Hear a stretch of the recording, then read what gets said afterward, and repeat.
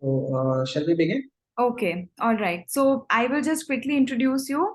Hi, good evening, everyone. Welcome to this IRMAN Talks session on strategic CSR. Strategic CSR focuses on creating shared value through CSR for both society and business. This session will help IRMANs working in NGOs and CSR in implementing strategic CSR through case studies and examples from the Indian context. And this session will be conducted by Himanshu Gupta. Thank you, Himanshu, for being with us. Yes. Himanshu is from PRM 36. He is the founder of KindBeings LLP, a development sector advisory firm based out of Delhi. He has a multi-sectoral experience with various multilateral and bilateral agencies, foundations, CSR and NGOs, including UNDP, GIZ is, I'm assuming, German, German. It's yeah, a German. German Chamber of Commerce or some Indo-German something, huh? And Oxfam, ActionAid, and Aga Khan Foundation, etc. He has worked with KPMG before starting KindBeings. So this is something which is probably not too many of us know much in detail. So I would like to hand over to you, Himanshu. Please take the baton from now here on and walk us through the session. Thank you, everyone. Thank you, Richie, for inviting me for the session. This session is really, you can say, because I started my working along in KPMG on this topic only. So when I was working with KPMG, I worked with various CSRs on designing their programs, designing their CSR programs, and making them more strategic in nature. So we IRMANs usually are more towards the left, I'll say. So we think more about the social welfare, welfare of villages, welfare of. But in the end, we have to see the purpose of doing CSR. So what actually or what made CSR in India? It is mandated, but what actually is the origin for CSR in other third world countries or say developed countries? So this is an infographic from National CSR Data Portal that can be accessed on csr.gov.in. So even our Indian government, you can say, see CSR in the same way that we are actually going to see it in the next 1 hour session. So you can see over here, there is corporate accountability, there is beyond philanthropy, there is sustainability, and there is responsible business. All 4 of these meanings we know actually. But when it comes to the 5th meaning, that is creating shared value, we have slight apprehensions while doing CSR. Even means if you talk about it in regular CSR forums or in business forums or in any government or it's not in public, but we like to practice it. As businesses, we think about creating shared value for both our shareholders as well as stakeholders. So what I am going to talk about today, it might be something which is not recognizable for others, some of the people, but it is actually in practice, and it means, in my view, it should be valid throughout CSR. So that's why I'm going to bring some case studies from Indian context for companies who want to practice or who are practicing and take inspiration from doing CSR more effective way that I would see. So justification for CSR. So means in regular. So this concept, I would say, this concept is coming from a very renowned person from marketing field, Porter and Kramer. So these are the persons who define our marketing books, and these are the people only who have originated the term strategic CSR, and they give 4 basic justifications for doing CSR. One is a moral obligation, that and second one is a license to operate. Like most of the people want to do this because they want to lobby with the government or they want to get something from the government. Third one is sustainability, and fourth one is reputation. So people here are practicing all 4 of these justifications in CSR.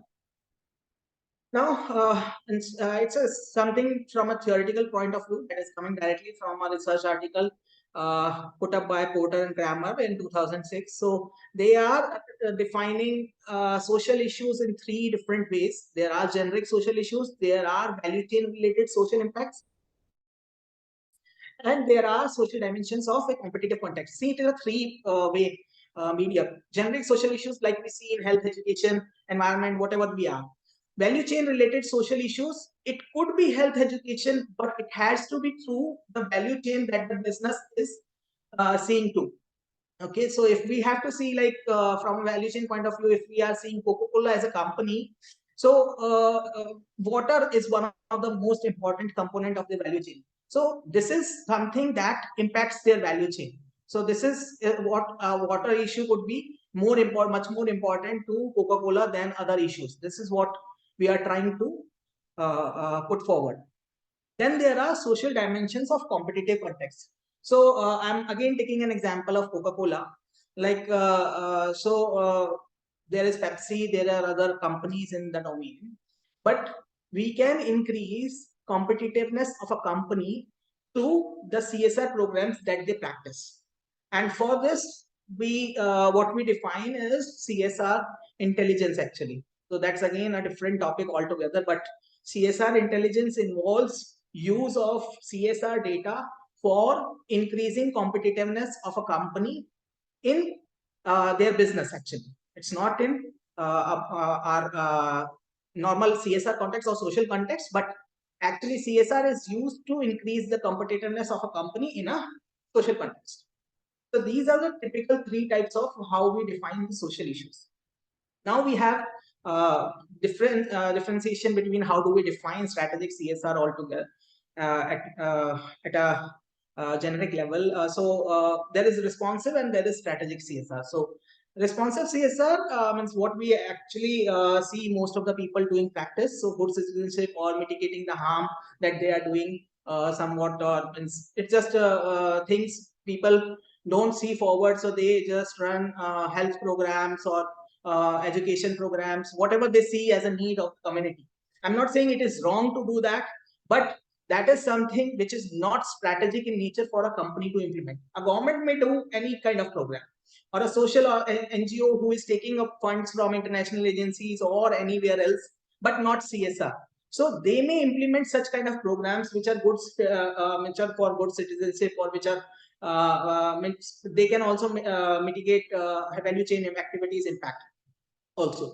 But when we are doing strategic CSR, we are looking to generate social value for both business as well as social value.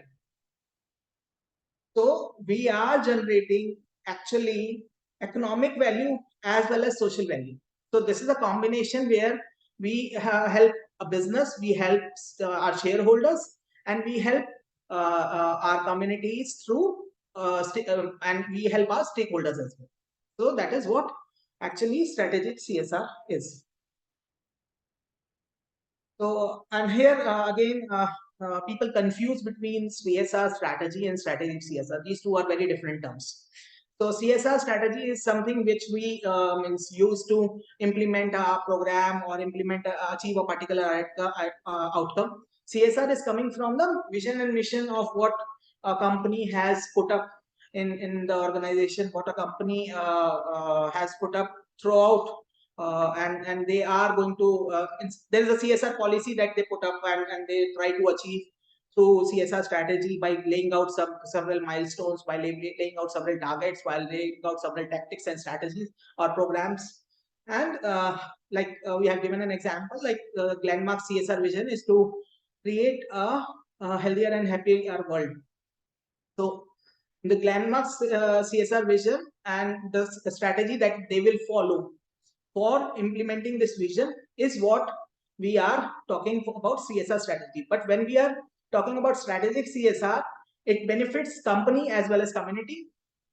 It has several CSR initiatives which kind of support the strategic objectives of the business as well. And this expenditure is serving shareholder strategic interest. If we take an example like Glenmark, if they do a immunization program, it will help them have a better reputation in the community, and it will help build a better reputation for the company as well. So this is something we call it a strategic CSR is. You will see better examples coming up in the upcoming slides where we are talking about direct benefits to business as well, but they are all in the legal framework for CSR that has been set up by Government of India or anywhere in the world as well. So we have the legal framework, which are the various regulations that we have around strategic CSR.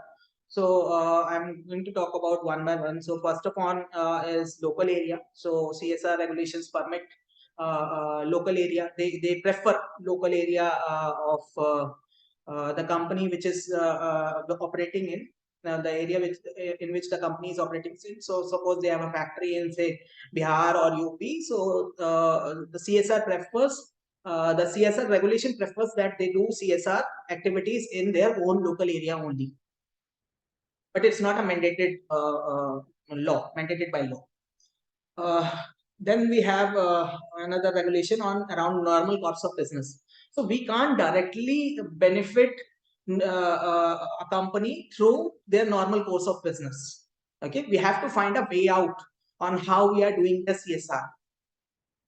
And then there is again one other, we can't benefit only employees and their families. They can be a part of CSR programs, but we can't do a CSR program only to benefit our employees.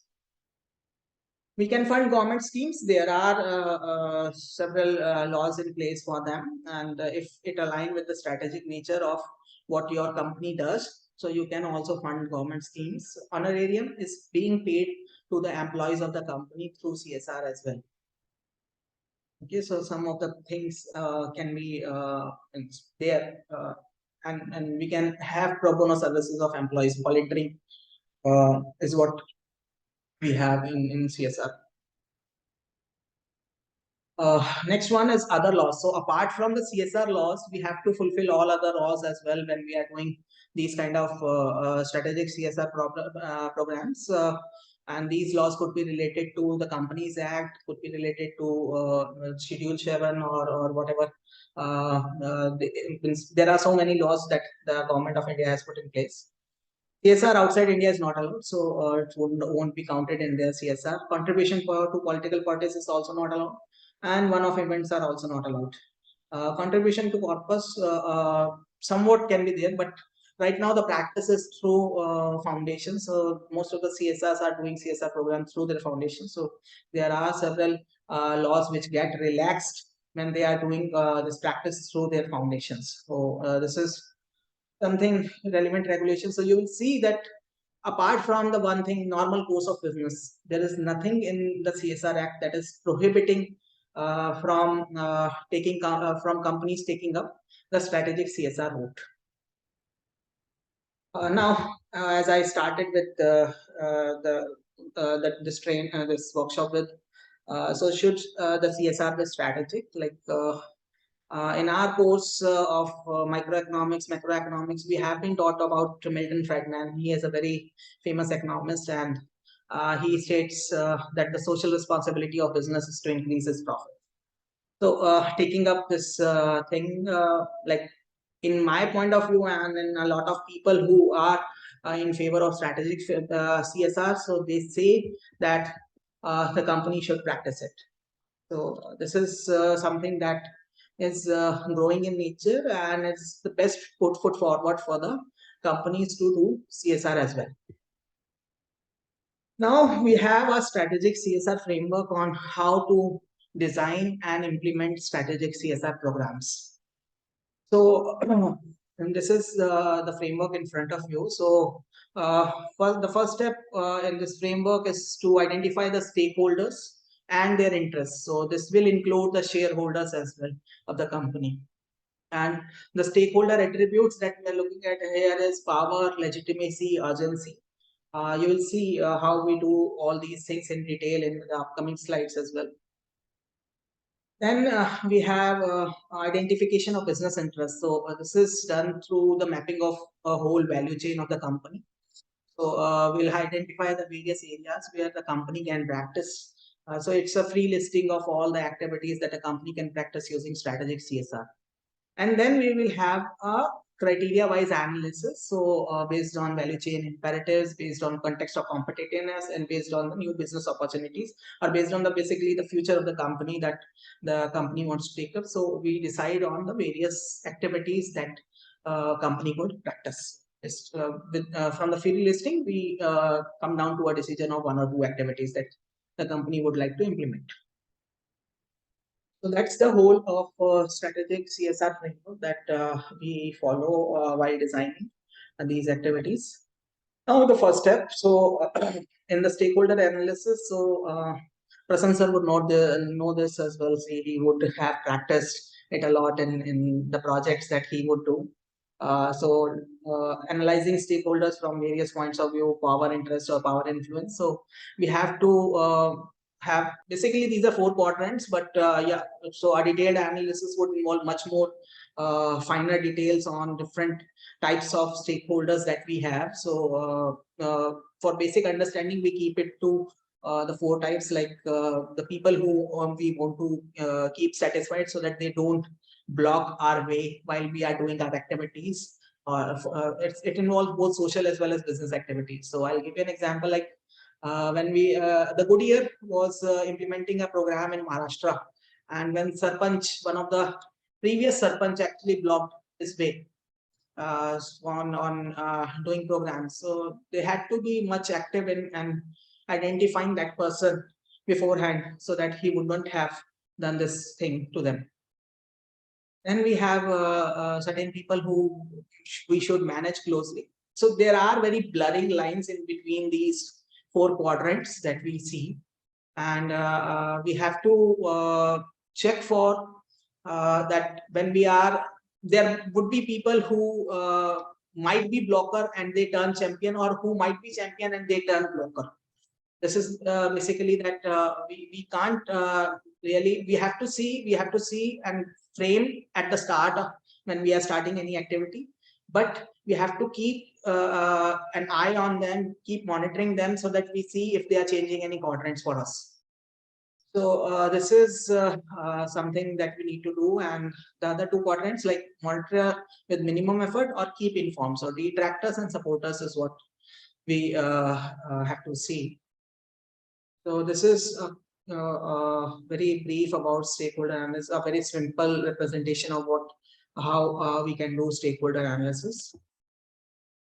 Now, before doing a free listing of various strategic CSR activities that a company can do, we need to see these. There are 5 basic dimensions of strategic CSR that they fit in. So centrality, closeness to firm's mission and objective, means these are already means when we are thinking about strategic CSR, when we think it in the same way, these all dimensions get automatically included in those programs. So specificity, ability to capture private benefits by the firm, proactivity, degree to which the program is planned in anticipation of social trends or absence of crisis, voluntarism, and visibility.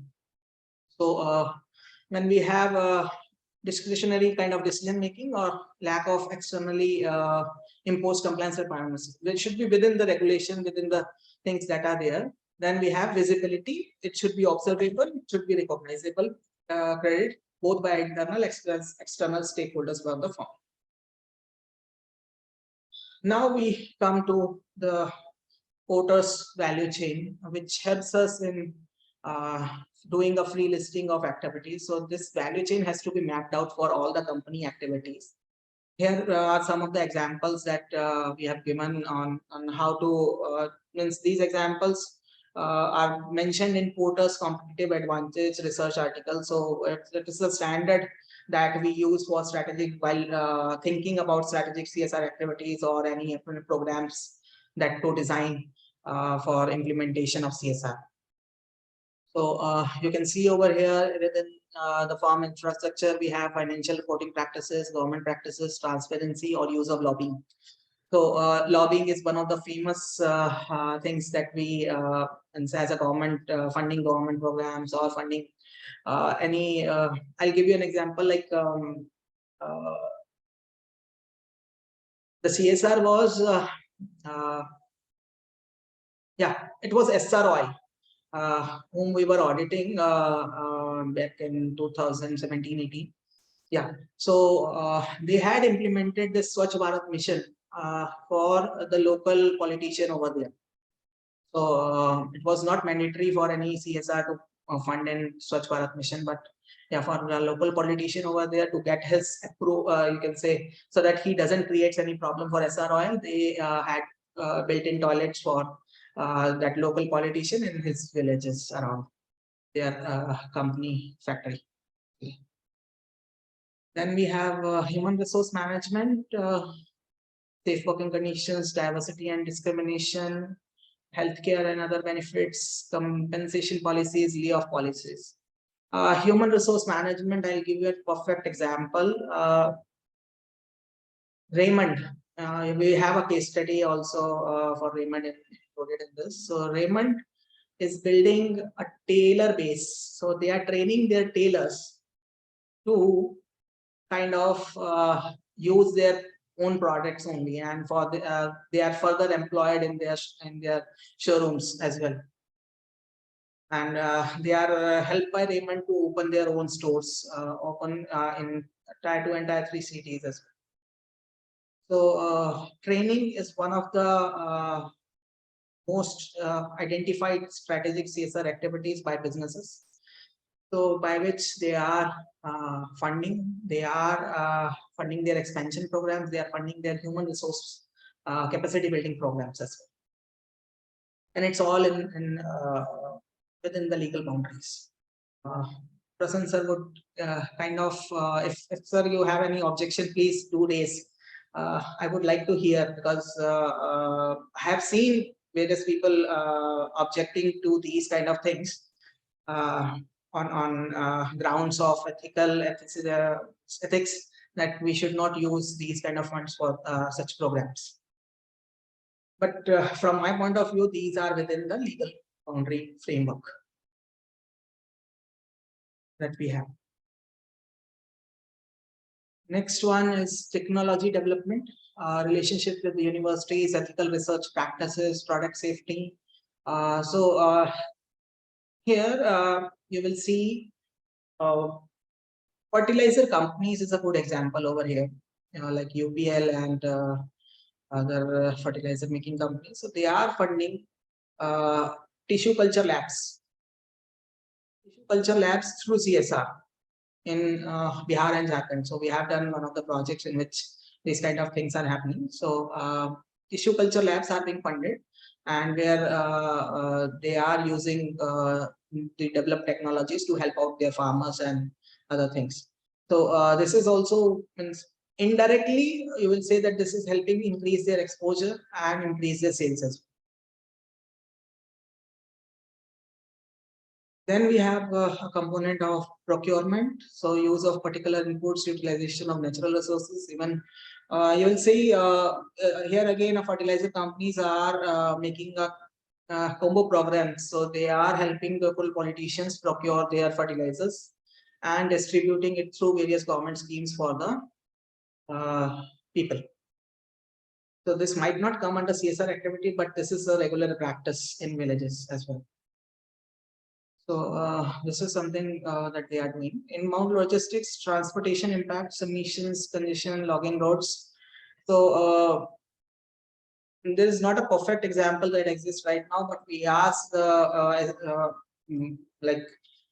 seeing that renewable energy companies might come up, or Adani Green or something, means they are might come up some certain good examples for this kind of area. So right now, the practice, the case study is not, an example is not there with me. Emissions and waste, biodiversity and ecological impacts, energy and water uses. I have already give you an example on Coca-Cola, how they could enhance their impact by working more on water than other CSR programs. Outbound logistics, so packaging use and disposal, transportation impacts again is coming up in this.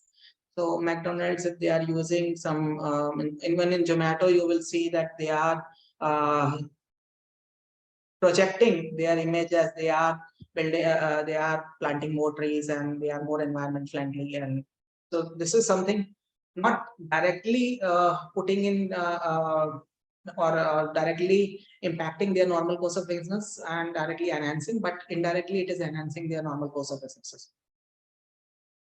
Marketing and sales. So then we have pricing practices, marketing and advertising practices, consumer information, privacy factors. So an example over here. So again, Mama Earth, you will see that they are using that hum ped bhi lagate hain kind of campaign for their marketing field, and even that Nihar oil is using that they are funding in education. So these kind of marketing activities are being used by companies and they are happening through their CSR programs as well. I'll give you an example of Upgrade and Swadesh Foundation. So this is under one of the case studies for marketing and sales as well. This is a perfect example for that. After sales service, then we have disposal of obsolete products, handling of consumables, customer privacy. Here we have an example of a company, Selco. We all might have heard about Selco selling solar lights. So they have kind of managed this after sales service through their Selco Foundation. Even the selling is happening through Selco Foundation only. So Selco Foundation is a perfect example of how they are utilizing all parts of the value chain through strategic CSR. So we'll come over to that as well. So this is how means a value chain. If we think upon deeply in all these parts of activities, we can think of much more CSR programs. We can think of much more activities which we have to utilize, which where funds can be utilized for from CSR. And again, we have I told you about a competitive context as well. So we can utilize strategic CSR in a competitive context. So here again, Porter's value chain helps us. So means there are various areas where Porter's value chain, but competitive intelligence is again a very niche domain and it requires much more things. So I'll not touch upon. I've just given an example that Porter's value chain is used for having competitive intelligence in place for doing strategic CSR for increasing the profits of the company as well. So this is here we have CSR intelligence in place. And then afterwards, when we have a free listing, when we have all listed all the activities, we can integrate CSR into our low cost means competitive contest में low cost होता है एक diversification होता है.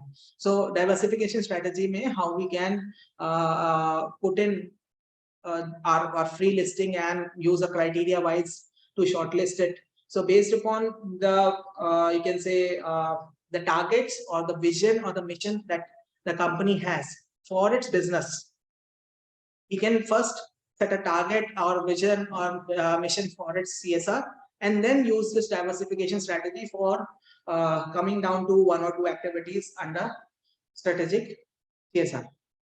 So we have this operational relatedness and corporate relatedness kind of matrix, which will help us in shortlisting these strategic CSR activities that we have listed down in the previous activity. Now we come towards almost the end. So benefits of strategic CSR: enhanced reputation and visibility, better relations with government and key stakeholders, less stringent regulatory environment, competitive advantage, which helps us in building cost-based leadership or product differentiation, then new product or market opportunities, innovative products, processes, and various services. So, do we have any questions so far? Anything which we can discuss? Hey, hi, Himanshu. Prashant here from PRM 35. Hi, Prashant. Hi, thank you for giving this presentation. It was really very much informative, and it's good to refresh our CSR concept. So, really thanks for. And I just want to understand about one, and I'll directly come to the point that we are trying to replicate one of the model for Prashant, can sustainable I, cold chain. Prashant, Yeah, can I yeah, just come in between? We are not able to hear you clearly. Can you bring your mic device slightly? just a second. Oh, okay. Thanks for reminding me. Just give me 10 seconds. I'll put my earphone. Take your time. No Yeah. Anybody else in between who would like to come first?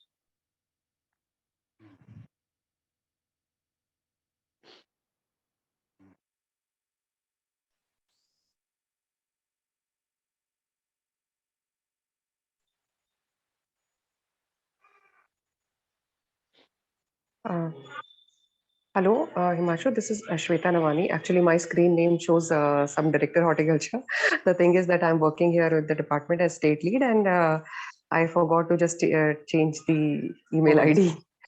No worries. Yeah, but I'm FPRM from Irma. My interest area has always been CSR. Even for initial period, I have researched in this. So, what the history of CSR tells us is that mostly Indian CSR policies or the mindset or the philosophy was more on the basis of philanthropy. But if we look at strategic CSR, it is actually, if we just take out the CSR from it, it is a strategic move for the company. So how far companies are able to differentiate between being only a PR move to actually making a difference to lives of people? So you will see in these case studies actually, so they are making differences in the lives of people as well.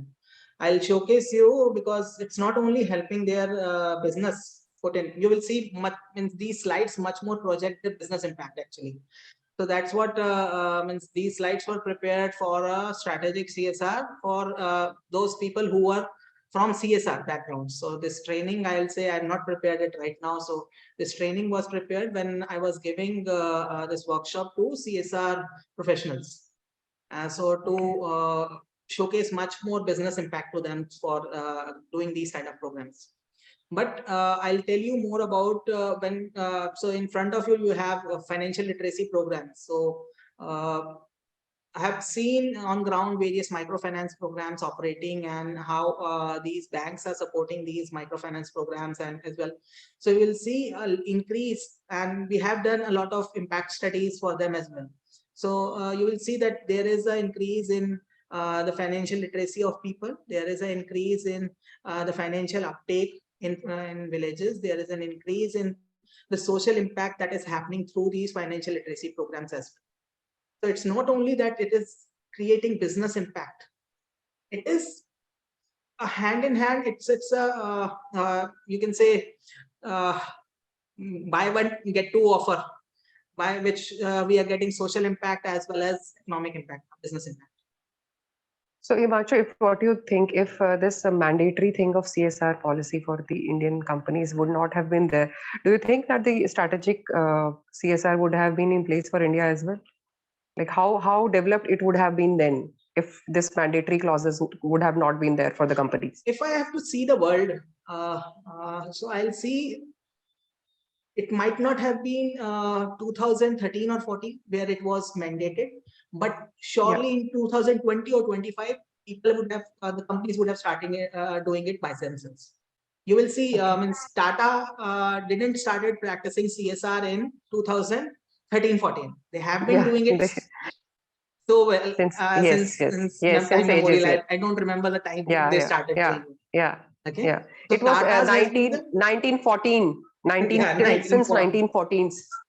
Okay, so they have been doing it since then, and it's a better image of Tata that has been built in the community for us then because they started doing it. So this is something that all the companies need to. I mean, whenever I go to a company for any project, I always advocate these kind of practice.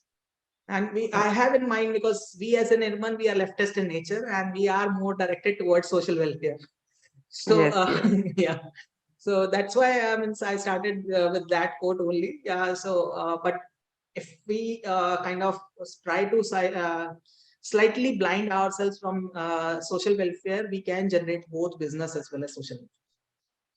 Sure. So it's rather not a question, but my thought also on this, which I would like to share, is that uh, even the Indian companies, they might still think of Indian local problems, but MNCs and bigger firms which have larger kitty, I think they need to empanel those people who are really aware of what people need. It's not like what we are taught in Irma, that development is not what you tell them. So it should be rather than top down, it should be bottoms up also. Yeah. So that's what my submission would be. Yeah. So thank you, Himanshu. It was a very informative session. Thank you. Yeah. Hey, hi Himanshu. Hi. Sorry. Now am I audible? Is it okay? Yeah. Okay. So thank you. So what I was saying that I mean, it is more related to the project which I am engaged into. So it is mainly replication of a sustainable cold chain model, and we are implementing it with Jivika in Bihar. So in Patna, we are implementing a setup of 25 metric ton solar power cold room. So I actually wanted to understand that, if I have to explore opportunities for raising fund for replicating this model into other states. So one is Bihar, where we have already signed MOU with JVK and all those things are done. One is Karnataka, where we are trying to set up this unit with one FPC in Bangalore. So these are the two locations, but we want to replicate it further into more locations so that, we can reduce the loss of horticulture produce and increase income of farmers, because there's a huge loss if we go statistically. Around 92,000 crore of horticulture produce gets lost due to lack of cold chain. So I was thinking, can you suggest me something, where we can look for exploring opportunities for fundraising other than like company BaseNet is and ITC now? Company uh, for which you are working? No, it's not an ITC. It's an NGO, and it mainly works with an like into urban section only, like creating thermal efficiency and all. But it is the first project for them also with some rural intervention. So Can you cold chain. suggest? Can you tell me the NGO name? Then I can better help you. So it's Alliance for an Energy Efficient Economy. Okay. You have better opportunities with Adani Greens, any company who is building this solar cold storages, any company who is. So like they fund the kind of, this kind of they project fund. based Yes, Adani yes. Greens. Okay. Adani Greens, and like, is there any website or any other big organization? So one is like we are trying to follow. I cannot tell you the way to capture that person. Yeah. So there are Because opportunities. I believe, because one is like HCL Foundation. So there we are trying to, it's a competition. It's a grand challenge for 5 crore rupees. So we are finalists in that. We have done the audit, fieldwork, and all those things. So now it's up to them that out of 17 finalists, because there were around 15,000 applicants, and out of them 17 are the finalists. So now only one organization will win that challenge. So so we are waiting for that. But other than that, yeah, I'm trying to explore more, good organizations which are, in funding into environment category. So no problem. I just had that thought. So I thought maybe if you have any kind of suggestions, so that will be very helpful for me. But definitely I'll look for Adani Greens. I'll try to explore with them. So, yeah. Thanks, Himanshu. Yeah, Prashant, if I may come in, I think Hi. one of the Good evening, opportunities. Hi, good evening. I think one of the opportunities you could look at would be the small grants program which Terry is coordinating. I recently saw a request for proposals. I think NGOs are eligible for that. And from since Terry. you have done, yeah, Terry. Okay. And I think you have already worked in the field of energy efficiency and broadly in the sector of climate change, for instance, or green energy, then you would be eligible. It all depends on how many years of work your organization has put in and what your credentials are. If if you are really into it and you have done a lot of work, I'm sure you qualify for that. Only limitation is it's a small grant. It won't be crores or something. It would be in the matter of lakhs, maybe less than a crore. But to start a new social initiative, social enterprise, or to pilot a project, I think that kind of funding would be helpful.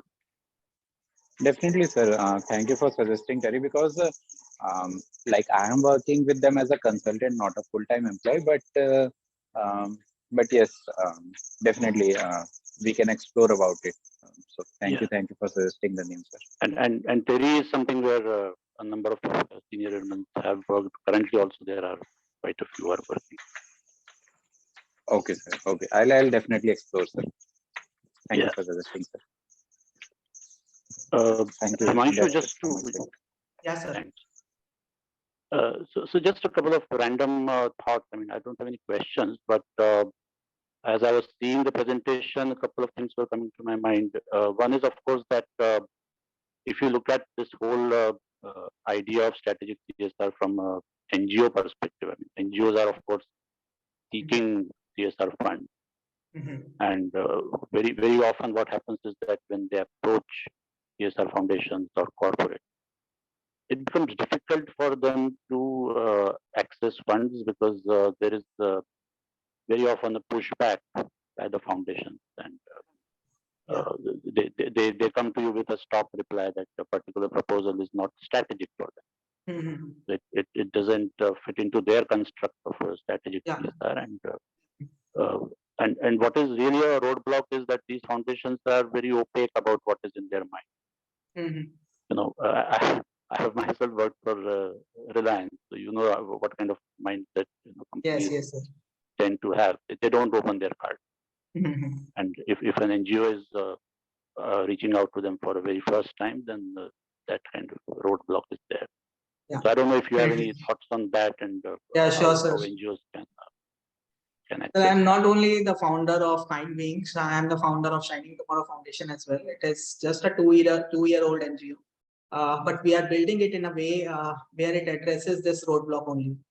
And I'm doing a workshop again on 3rd and 4th of December, so on fundraising and grant proposal writing only, where I'm telling NGOs again and again. So this is, I think, the 3rd or 4th workshop that we are doing on the same topic, where I'm telling again and again how NGOs can, you can say, kind of change themselves completely in the current scenario. See, the FCRA funds drying up, FCRA funds, foreign funds, BJP is completely after them. So if you are not doing it their way, they are not going to let you do this. So there have been a lot of cancellations of foreign funds that we are seeing. And funds from philanthropists, funds from HNIs are again drying up because they are kind of doing their activities through their own foundations, and there are some set NGOs who are doing their activities. Then there was one major force, that is CSR, and it is also, I'll say, moving towards strategic nature as well. So then there is completely, I mean, NGOs are completely left out. How do they develop themselves? So there, I'll give you a small introduction. I gave them two ways. Either they become strategic in nature to a company, or they become self-sustainable. So this is only two ways for an NGO to survive in the current environment that we have. So foreign funds, CSR funds, if they come in their way, that's very good. But if their funds are not coming, they have to build their own efficiency, inefficiency, or whatever we say. They have to build their own capacity to be self-sustainable in their programs. Even I'll say CSR programs, or whether it's a foreign funded program, these grant giving organizations are also going the self-sustainable way. They are also approving the applications which are going the self-sustainable way. What we have seen means, I have evaluated more than 400 proposals for HSBC Swadesh grant. I have evaluated the SLO grant. There are many things that I did during my KPMG time. So we had special criteria, special indicators being put in for applications to be self-sustainable, for applications to be strategic in nature. So this is the only way out. So that's my 2 cents on what NGOs could do.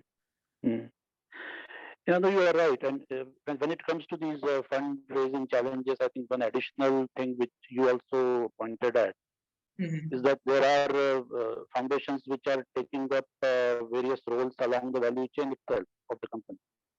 And when that happens, then that further shrinks the space available for NGOs. Because Yes, if yes. the foundation, if It's foundations shrinking. It's are shrinking. performing, things like if they're performing customer service roles or things which actually should be done by the company, Yeah, but it is being done in the garb of CSR, then it may be may not be perfectly legal also. Maybe perhaps can be challenged. Sir, in an But NGO then, environment, I'll they're say doing it is perfectly legal for NGO to be self-sustainable. Means they should not project it as a part of their profits. Means they should not take out profits from that company. It's if they reinvest all the profit for their means they can only take out honorariums for themselves or salaries for some of the people. But if they take out profits, then it will get illegal. But if they don't take out the profit, won't get illegal. Correct. And the companies know how to cleverly. Yeah, companies know how to do it. Yeah. There are NGOs who know how to do it. I have seen those NGOs, and I have been advocating those NGOs who come to me on how to do it actually, basically. And in our NGO also, we are doing the same thing.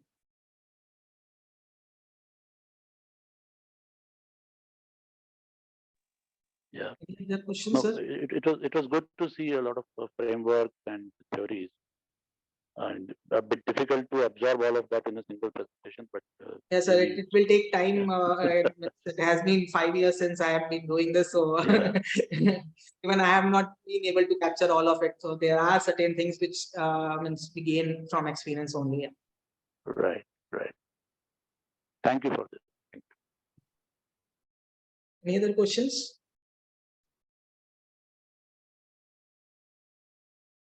Okay, then we proceed forward with the case studies.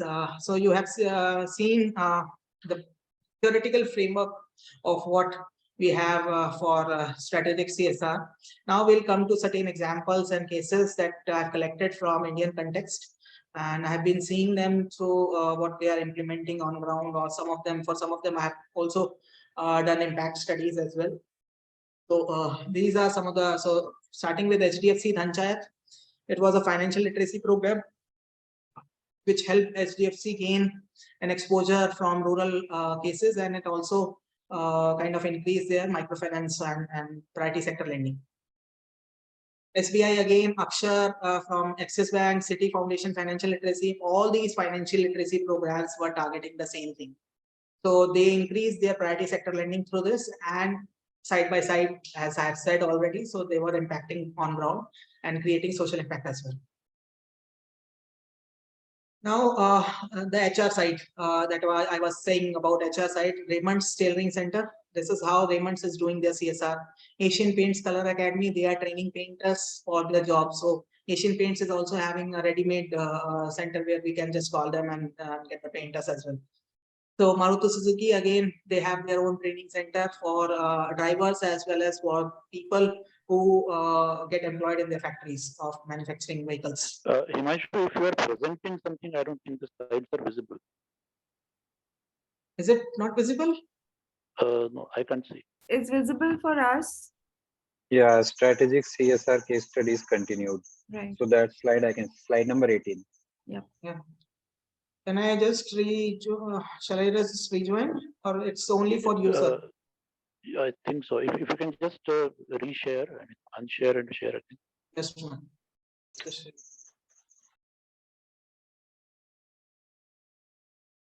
Is it visible now? Yeah. Okay. Strategic CSR cases continued. This is what 18 slide that we are on. Lal Path Foundation. This is an example that actually I did an assessment for. The Lal Paths made a very good intervention field. They trained these pathologists and the blood collection persons who do this, and they made entrepreneurs for them for exploring rural areas. So Lal Path, as you know, is a premium diagnostic service. Okay. So what they do is they reduce their budgets for these diagnostic labs, and they created mobile blood collection people, a force of mobile blood collection people who are operating in UP and Bihar. And from there, they are doing diagnostic, means they are getting blood samples, or you can say revenue from the rural areas, or the tier 3 or tier 4 areas as well. So this is where they have accessed a market which they were not able to do it, and they have utilized the CSR funds on it. Okay, and it's perfectly legal, I'll say, from that background. Now we have education for all. Bajus is doing this program for government lobby. They are providing their programs free of cost in government schools, some of the government schools. NASCOM Foundation, IBM is running program through NASCOM Foundation for training software people. So they are upskilling them through NASCOM Foundation and through their CSR funds, and it includes some of their employees as well. Now, this is Upgrade Swadesh Foundation. So I had done this assessment. So Upgrade actually funded scholarships for its program through Swadesh Foundation, and it ran into crores. So like you'll see, some of you have explored Upgrade programs. They are quite costly. 4 lakhs, 5 lakhs for one of the programs, and they kind of provided almost 100% scholarships to some of the people, and 100%, 75%, 50%. I have talked to those people who got the scholarship, so it was a completely real program in place, and they accessed Swadesh Foundation funds to it. So on the ethics side, if you see, this was wrong, but from a strategic side, this was perfectly all right.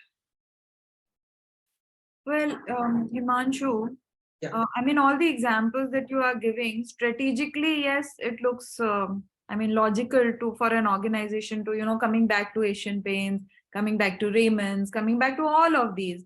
I mean, ethically, dekho to, yaar, it's not right. I mean, what are you trying to do? You're trying to reroute your money into your own business. That's what is happening ultimately. Yeah. So everybody is doing that. Then this is what strategic means then, is it? Yeah, it is. It is. And I'll say it is not ethically right only in some of the minds. If you see what the mindset has been built for people throughout to CSR, for social welfare, we do not want any business mindset to come in between for that. But for actual CSR, for actual business to take place, we need these kind of programs. So this is somewhere means some people might think about it as wrongly, but in actually we will see it in future as well, because this is the future of CSR, and the government will also support it much more than they are supporting it now. Okay. So are we trying to say that eventually, if this is the future of CSR, then the organizations who are implementing programs for such organizations or other organizations, they will eventually cease to exist, because these organizations will have their own way of implementing these things? Yes, yes. That's what we have realized till now. Since I have been in this field for last 7-8 years. So before even joining IRMA, I was in this field only. I was implementing CSR for TCS. And after joining IRMA, after coming to KPMG, after doing this KindBeings, I have seen that this is the future of CSR. And this is where NGOs, if they don't understand this, if they will cease to exist. Prasanth, Yes. I would like to hear your views on this as well. Well, yeah, partly I think Himanshu is right. What it boils down to is, every organization's ability to adapt to change. Even NGOs are now, for last decade or so, have been adapting to various other changes also, not just CSR law. CSR law is, of course, one of the triggers. But even otherwise, funding from international aid agencies has come down. The role of government itself has changed. Government is now not so much into funding organizations, but is open to technical assistance on various topics. And NGOs have to change their own abilities and their own role to fit into that kind of expectation. So that's what a lot of NGOs are doing. They are moving from implementation to becoming knowledge organization, because they have a certain kind of knowledge that they've gained from ground level implementation, which they can sell as a knowledge product to government, and that's the role they are acquiring. So adaptation is the key. Even CSR foundations won't be able to perform the entire thing on their own. That may be a good, clever financial model for the company, but these foundations will also require a lot of technical know-how to work with the community, and that will only come through the big or small NGOs that are present in the company. So NGOs won't cease to exist, but they will have to They will have to modify. They will have to modify the way they operate. Even Richie, I can see a portrait of Gurudev Sri Sri Ravi Shankar. So I'll tell you an example. Art of Living, their NGO. They have one more NGO, IHV, International Association for Human Values, something like that. Yeah, I was doing an assessment for one of their programs, IHV. So this was the same Goodian program that they are doing. So even they have aligned to the strategic interest of the company. So it's not that if NGO will not do this, they will kind of cease to exist. So can you tell me a little more? Because I was thinking of volunteering for them at one point in time. They have aligned means anyways, whatever their programs are happening, they work in alignment with their programs only. No, it's not that. So they work in alignment with the business interest as well. They have their own funds. They are accessing business funds as well, CSR funds. They are accessing international funds as well. So they are actually doing. So I'll means in fundraising terms, I call this donor profiling. So every NGO should do a donor profiling before even they approach any donor. Okay. So they have to match their interest and the company's interest and their own interest in that, and see the fit, the match between them. So this is what every NGO should do. I'll talk about. I would have talked about more, but that I will not permit us. So there are two other things: donor profiling. There is CSR intelligence in place. These things are the new technologies, or this is just a data analytics things that are happening actually. So these two are part of data analytics. So donor profiling and CSR intelligence both. Yeah. So data analytics is happening in CSR field as well, and they are giving us new technologies to kind of help NGOs as well as means we as project consultants also also do client profiling for us as well, so that we are better able to approach them for projects. This is something that all the organizations should do for them. So this session that you are doing, you said in December sometime. Yeah. This is a full day program or how? Yeah, this is a full day. This is a two-day program. 2 full days are 3rd and 4th of December. Okay. Can we do some parts of it for our community sometime? We can figure out maybe. Prasanna, do you think that will be helpful for us? Sorry, what was the question? I missed it. So Himanshu is doing a CSR fundraising workshop for 2 days. 2 days, I do not know if people will be available to attend that length kind of a thing, but short sessions or something for a few days, maybe 1 hour each day or something, and do something like that. Do you think it will be beneficial? Because it's a very specific topic maybe, but then fundraising definitely might be of interest to a lot of people. Oh, it is of interest to a lot, and we have already seen. You'll see a lot of people. In this session itself, we have heard Prashant talking about it. So yeah, and NGOs of all varieties would be interested in that. Right. Okay, let me talk it out and figure out. Okay, Himanshu, can we how much time do you need more? I think 5 more minutes. Yeah. Okay. Sure. So here are a few more things. eChopal by ITC, means all IRMANs know, they have read a lot of case studies about it. Telco Foundation, They are also people who take a lot of investments from from Irma. A lot of people they have. iMitra is a company, means SLR, you all might know. So they have transformed their CSR, and even they are taking outside funds for it. So I have done an assessment for iMitra as well. So they have created rural opticians, and they are captured the whole rural business out of it, like anything. So SLR have given up on their premium pricing for this iMitra program, and they are subsidizing their this spectacles and all the things that are required, and having some rural enterprises built up. Good rural enterprises are there. I think Gaurav was there who can talk more about. Gaurav from PM35 is there in SLR. So who can talk more about this program? So I have done I have an exercise, but we have short of time. Yeah. So we'll directly go to our services. So this is the last thing. Thank you. And thank you very much. If there are any last questions, yeah, we can take.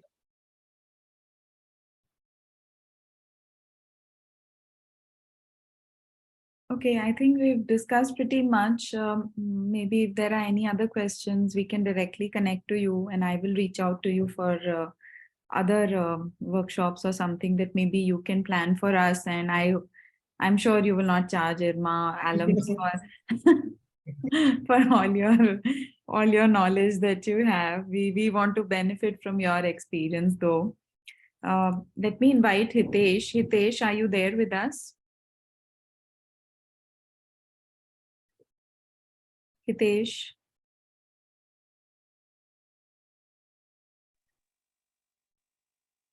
While Hitesh comes in, Richi, I'm sure for the kind of knowledge that people like Himanshu are sharing through these forums, two thoughts. One is, do you keep recordings of these for other people to Yeah, access? of course. All these recordings are available on the IAA YouTube channel, and everything is available. Okay. And secondly, since these are all, I mean, people like Himanshu are running businesses, and they would be happy to share knowledge, etc. But if there are things like fundraising and I get your point. strategizing, Yeah, if that's those what things I are thought. happening, Yeah, please those are suggest services, something, and no? How we can, so that he also feels nice about conducting. exactly, we shouldn't come across as people who are exploiting somebody. I know. I understand, because see, if the horse will do friendship with grass, then what will he eat? Yes. I think the executive committee should be thinking about this a little more carefully. And you know what? come As up with soon as money comes in, you have seen that thing discussion. Everything goes topsy turvy as soon as any money comes in. So why should it? I mean, as long as you are transparent about it, and there should be a business-like approach to these things. And Okay. people are exchanging knowledge. There is a price tag to everything. You need not be opaque about it. If you are transparent, if you are forthcoming, nobody will question anything. Right. Okay. I'll probably discuss with Himanshu how we can take it up. I'm We sure have some registrations from Irma also on this. But it's a very expensive program. You should give discounts to IRMANs. It's not an expensive program. I've kept it very reasonable. Yeah. So it's just a 6,000 rupee thing for 2 days. Also, if if the presentation, it can be shared with participants, that is also very helpful, because it's good to refresh concepts along with addition of your professional experience with this. So if possible, if PPTs can be shared, it is really good. I mean, sessions are recorded, it is there. So yeah, in general, Prashant, it's there. People, I mean, whosoever is the speaker, they do share their presentations, but we have not been able to share it forward up till now, because we couldn't list down the participants and all. We are trying to figure out. I mean, I'm probably, although we have kept login and all, I have not been able to spare out enough time to do that. So if there is anybody who specifically needs a presentation which has happened, If you reach out to me, I would generally be able to provide it to you. I never try to refrain. I will help you out with it. Definitely, Send a definitely, request ma'am. to So, me, so I was Yeah, sharing. you can reach out to Himanshu as well, no?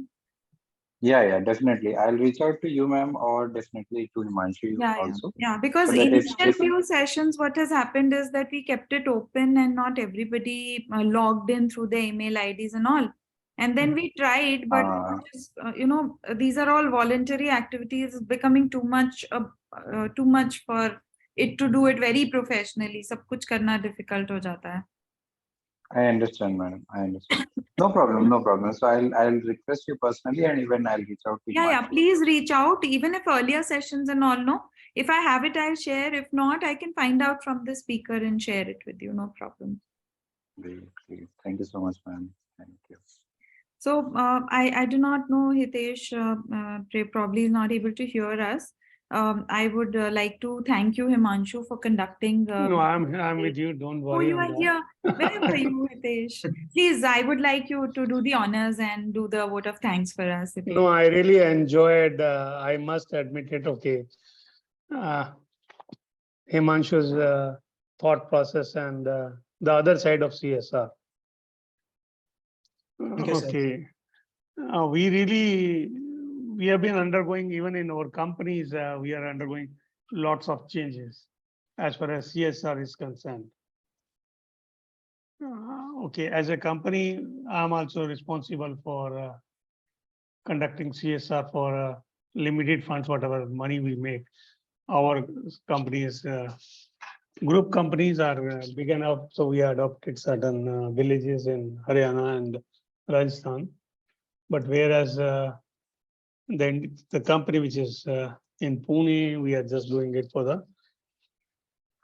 the some schools. Like we are very focused approach on that.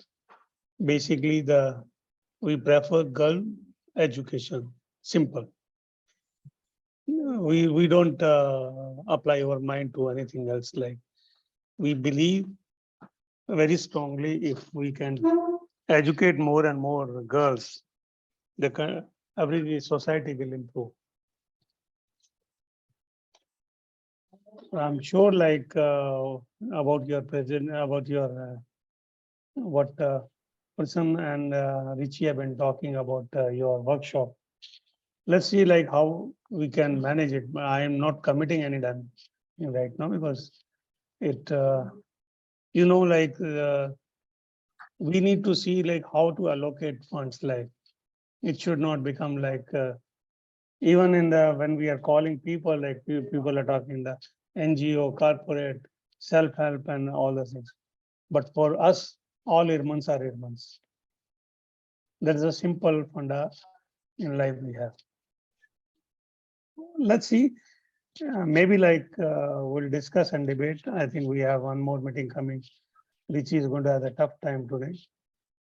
We are trying to have our IAC meeting at 8 o'clock. Because so many things are happening. That CEO conference we want to do that coffee table. On the parallelly, like, okay, I'm not disturbing IAC. I'm trying to push that term life insurance for IRMANs. So let's see how we can manage it. The time is limited. We'll try our best. If we can, we'll certainly do it. That's all I'm saying. But I really enjoyed the other side of CSR. And as far as what you are saying, money getting dried, yeah. See, Indians have been philanthropic from the ages like. If I know like GD Birla's initiative for Donkey's Years and Tata Foundations and some more. You recall, like as per our Hindu mythology, like we are supposed to keep certain funds separately for the donations. Of late, like the culture changed, but if you find lots of CSR activities were done earlier. In between, like people have been trying to take their money out. Now, thanks to the government or whatever we may say, it has started again. Unfortunately, we lost our classmate Ranjan Mahapatro. I think he was the first one to start that magazine, that CSR India. And I used to feel very initially very surprised what he was doing. But later on, we realized he has done also a wonderful job like for CSR. Let's see how we can collaborate and see the best interests of IRMAN. Okay, thank you. Whatever I may say, like I'll keep on coming back. Like for us, the IRMANs are the key word. Whatever failed, whatever we do. Like I normally, however busy I may be, but all IRMANs call, I pick it up, and okay, if I'm busy, I say I'll call you back. But I do pick up the calls. They get the priority. I'm sure like the same must be true for all other IRMANs. It was really nice, Himanshu. Good Thank you, sir. person. Like I also realized your interest in the CSR. Okay, I know like you have been in the forefront, and Okay. Richie has been really taking lots of efforts to do it. We must thank her for that. Thank you everyone for joining, and I'm sure like we'll keep on adding what value to all the people. Thank you. Thank you. Thank you. Thank you, sir. Thank you, everyone. Bye. See you. Thank you so much. Thank you. Thank you, Richie. Thank you, everyone.